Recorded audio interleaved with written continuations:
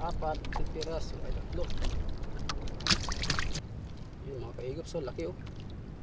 Mga ay may piraso lang, 1 kilo.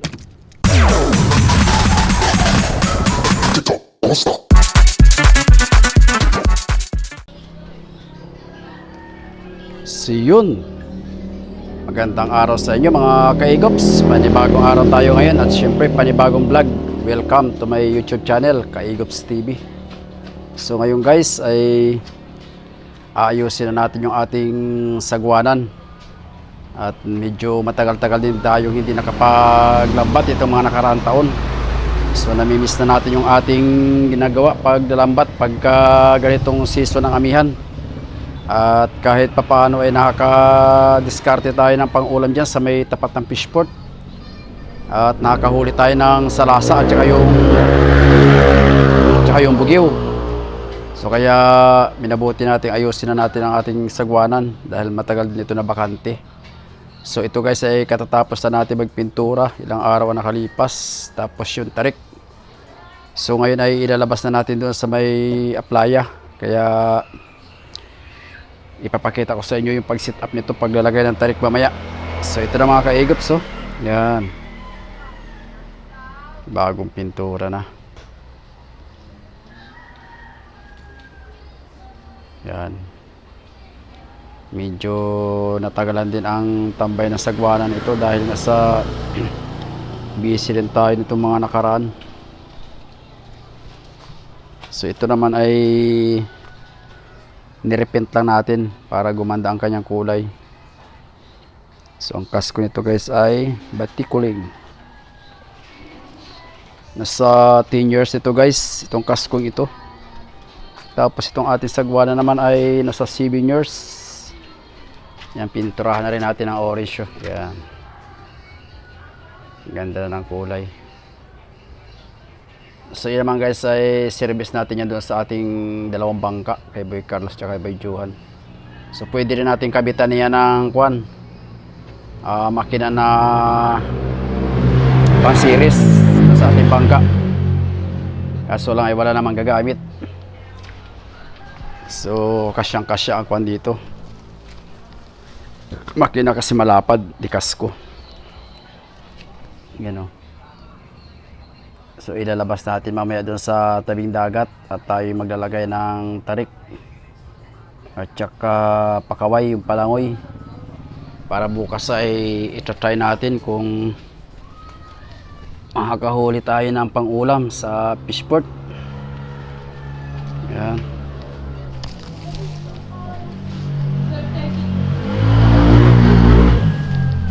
So nandito na yung kanyang pakaway, palangoy yan. Yan, basa pa siya.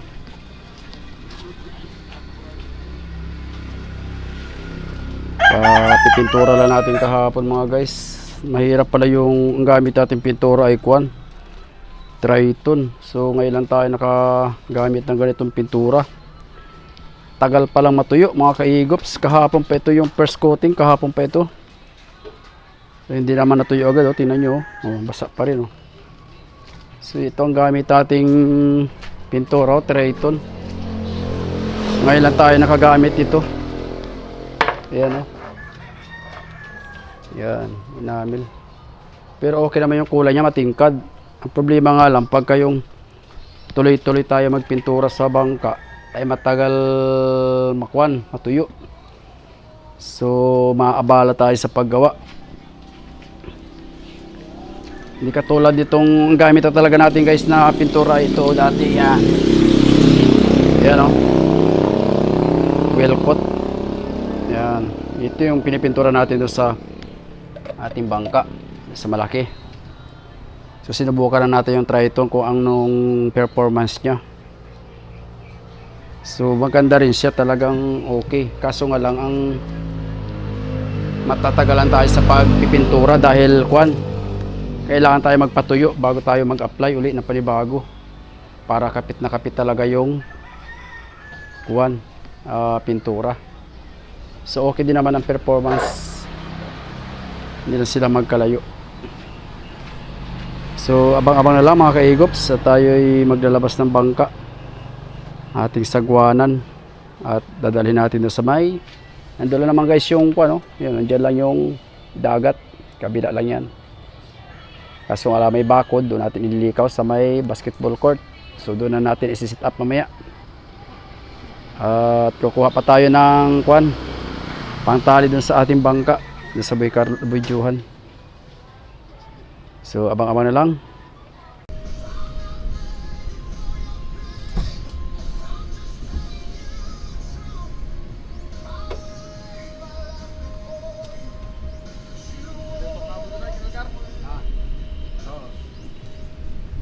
Dito lang ako ulit. Kaya ako sa mga gamit ay.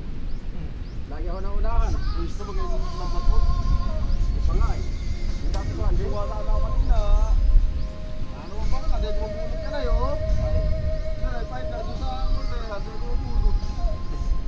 Dalawa na kami pa parang bumulot ka nito. Hindi na ako kumusta eh. Hindi dati ko na dinahan lang ba? Hindi ko pa nagawa yung kwan eh. Bago? Pero na, madali na lang yun. Pusok ko na yun.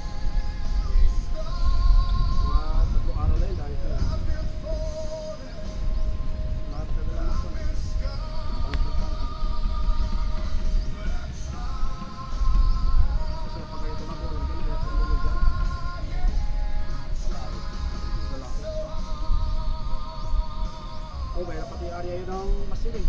Malalim yun ay. Walim yun ay. 200 mata. Umabot niya ako kay Papa doon ay oh. Sabay tulog din na loob. Oh, sa may kulok. Hindi ko kami dito ro. Niluunan ka na dyan namin. Bilangan ko lang sili. Nagpagano kami sa kabila. Wala. Sabi dito ro. Sabi namin natin. Nandiyan itong bugyo ay oh. Pag-ari arami mo. Bilis gawa nun ay. Likot. Makatakot eh, sa may katatanda ka. Yan ito. May pulong maliit. Ah, oo. Dito happy. Lagi lang ako dyan. Kailangan mo dyan lang at iparay. Eh sa yung lang mo. Nagtuwa rin mata. 200 pa sa inyo? Nagtuwa rin mata yun. Isa, 150 yun. Taas yun. Kaya pa pala sa buwan eh. Kailangan kayo mapadpad sa may puno. Sinabis ko rin namin, baka dumating yung nakuha sa cable. Kaya doon ang pagsadsad dikit ang bangka eh. Doon sa may ampere. Ano Jean-Pierre? Malayo doon sa may unahan ng ilog. May service ready ngayon kwan. Kung January na, pati dito dito. Lalatag mo ng cable. Sinervice kami nakaraan, gusto idikit. Okay, di ko ipadikit at sabi ko, mababasag tayo dyan. So ka ngayon po rin na eh. Sabi maganda pag may sagwan na pwede madikit. Kapag sila doon dito. Dalawin. Sabay pa ito ng boy John ano? Oo. Itong taon na. Ngayon, ilan na ba yung pinapinturahan? 7 taon. A few moments later.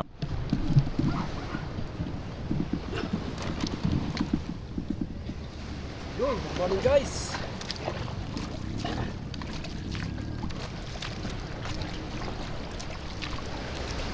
Tayo ay pupunta sa Pittsburgh. Malapit sa Fish Cage. Tayo ay maglalambad mga kaigops. At medyo wala pang hangin. Kaya check muna tayo. Alas 8 ng umaga.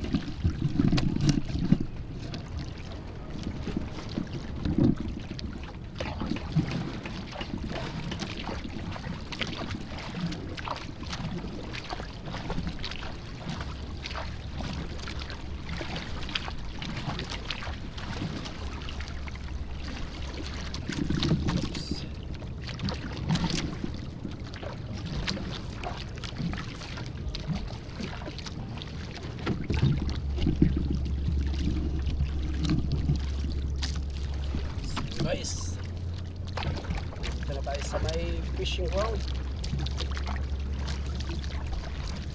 sa may semento sa Bali Fish Port.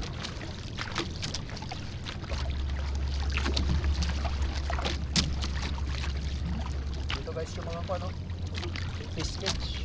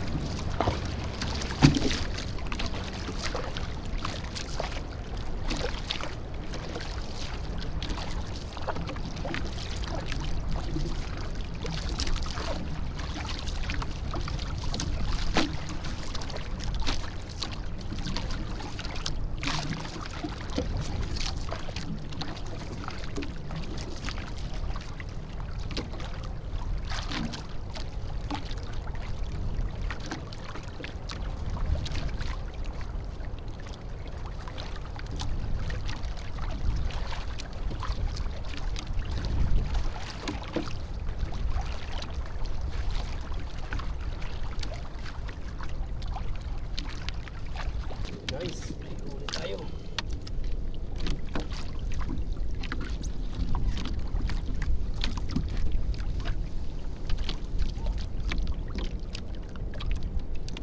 Yun o. Sariwang view.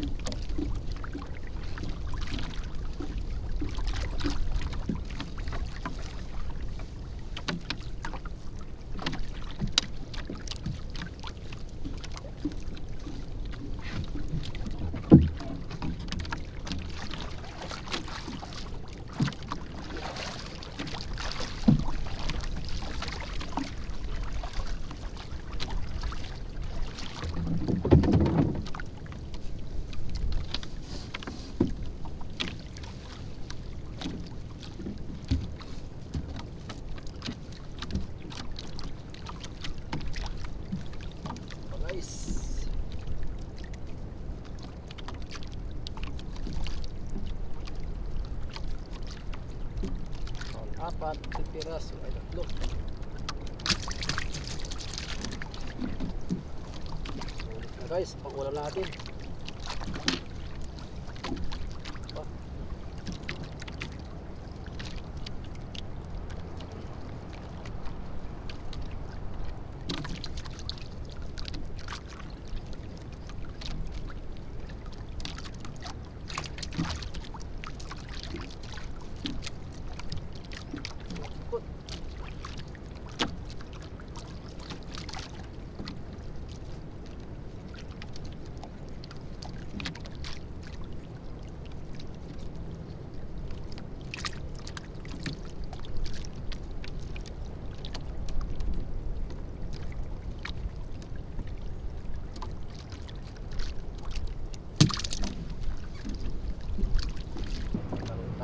Ayaw sumalang.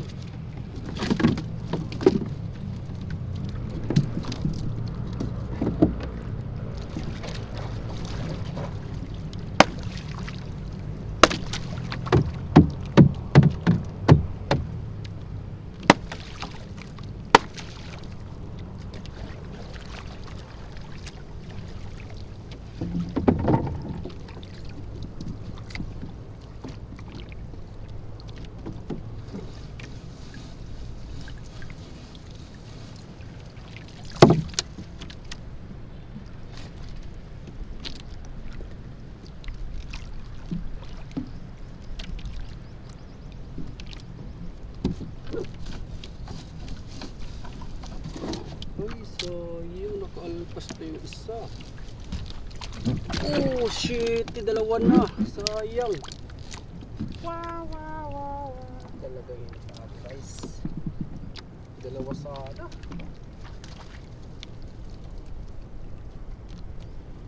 Nakaalpas pa yung dalawa.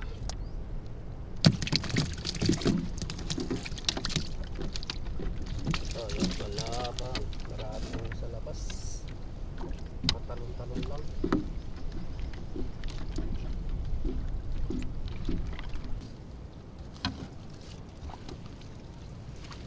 Yun, isang piraso guys, oh. Isang piraso. Apat sana ang huli natin. Nakaalpas naman yung isa. Ay, dalawa pala.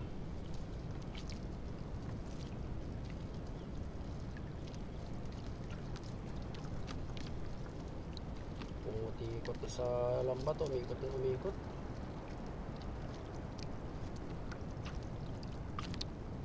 Oop, yeah. Alright.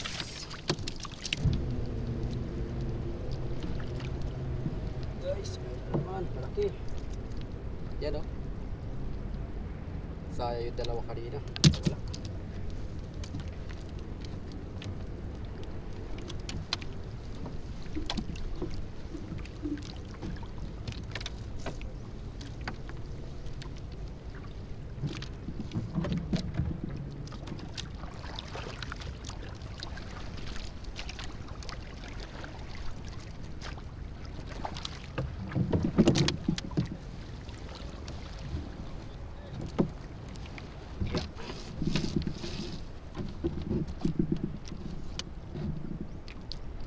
Dito lang tayo mga guys sa tapat ng fishport.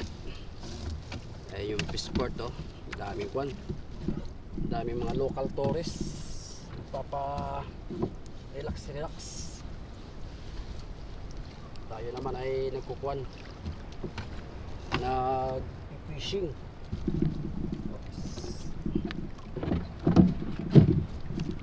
Nakakapag-relax, nakakapag-libang, may pang-ulam pa.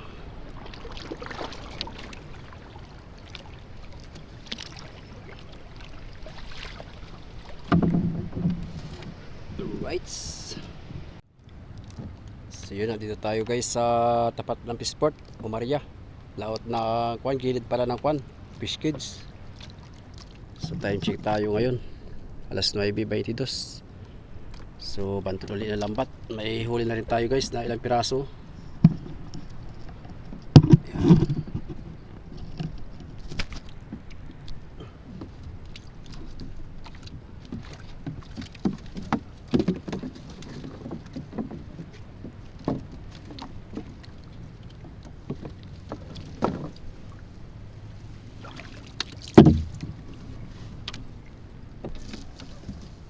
Oops, meron pa isa malalim. Malaki. Yun mga kaigap, so laki oh. Mga ay may piraso lang, 1 kilo.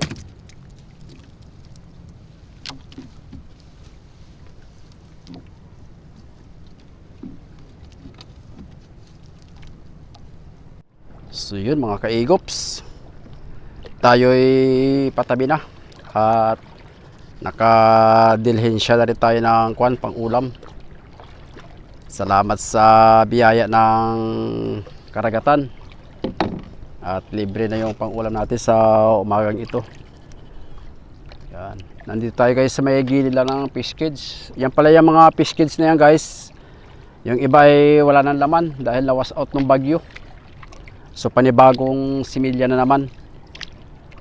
At namatay yung iba dahil nga sa napakalaki ng alon dito nung nakaraang bagyong Uwan. Ayan o. So yun, abang-abang na lang mga guys, at dadaan muna tayo dun sa Buidyuhan at tayo maglilimas ng bangka natin. Sabay pauwi na tayo. Ayan yung huli natin oh. Yan. Goods na yan. Libre na ang ating ulam sa tanghalian mamaya. Sariwang-sariwang bugiw. Tayo ay didiretso na.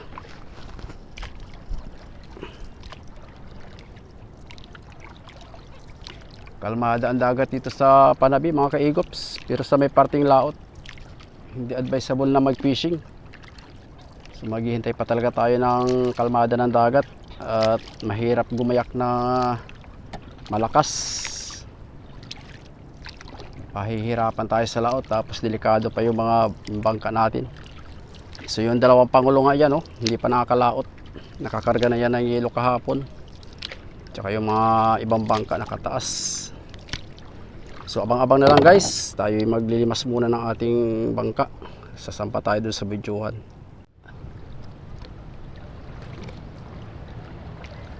Daan muna tayo guys sa ating bangka at tayo maglilimas.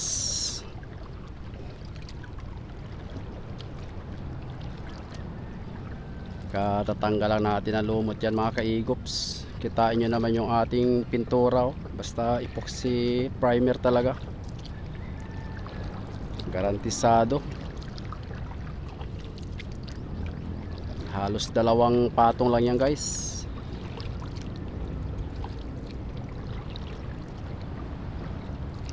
Tambay muna siya. Yan ang gandang bangka. Simple lang ang forma pero igops na igops ang dating.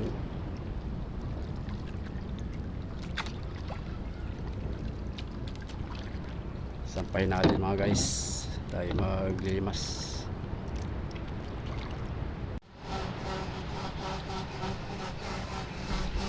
Konti lang guys ang limasin oh. Gumagana yung ating water pump. Baka sumampa na yung ating kasama dito sa bangka kanina.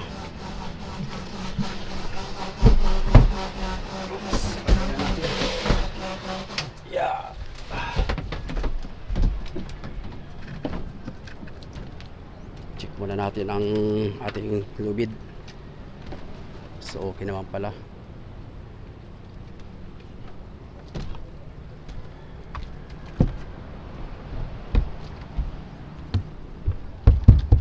Kapag pintura tayo guys pagka tinaas natin ito, mga summer na siguro, para kuwan tuloy-tuloy na ang ating fishing at papunta na sa lantapin ng dagat. So yun mga kaigops, maraming salamat sa inyong walang sawang pagsubaybay at pagsuporta. Kung napadaan kayo sa ating channel, please naman huwag nyo kalimutan mag-subscribe. Malaking bagay yan sa aming mga content creator. At syempre paki-share na rin para mapanood yung ating mga video. At pakipindot na rin ang notification bell para updated kayo sa mga video na ating i-upload dito. So shout out sa ating mga viewers at sa ating mga subscriber. Dalangin ko na sana ilagay kayo sa mabuting kalagayan at ligtas sa kapahamakan. Patnubayan kayo ni Lord. Hanggang sa susunod, hanggang sa muli sa ating susunod na vlog. Maraming salamat mga kaigops. More power.